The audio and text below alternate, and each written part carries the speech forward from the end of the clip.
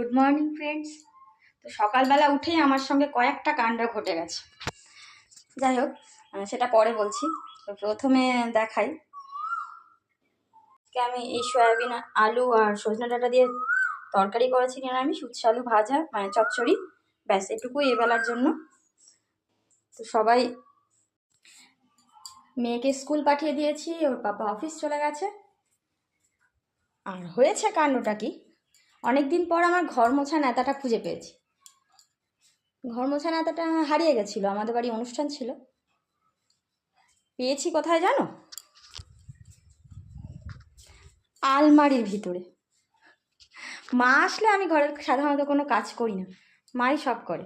তো মা ছিল কতদিন, মা আসলে আমি শুধু রান্না খাওয়ার খাই, হাত ধুই, উঠে যাই আর স্নান করি, ব্যাস এটুকুই আমার কাজ, আমার মা যখন আমাদের বাড়িতে আসে।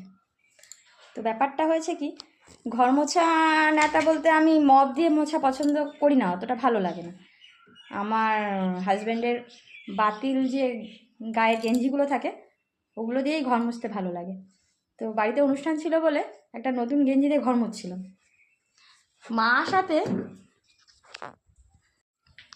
সাথে মাই সব করছিল যেহেতু।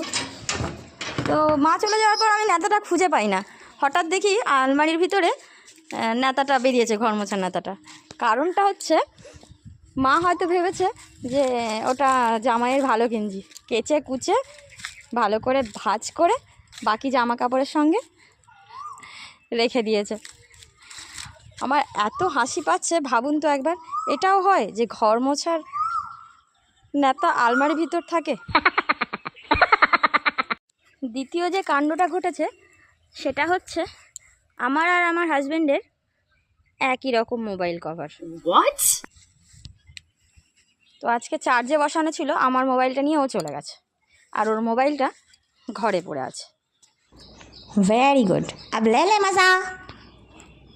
এবার আমি তাড়াতাড়ি ঘরে গিয়ে সব কাজকর্ম সেরে নিই, কারণ মেয়েকে আনতে যেতে হবে 3:30-র মধ্যে, ওর ছুটি, আর ওর স্কুলটা অনেক দূরে। আর তোমরা আমার সঙ্গে আর গল্প না করে যাও, তাড়াতাড়ি কাজ সেরে নাও। দেখা হচ্ছে পরের ভিডিওতে। টাটা।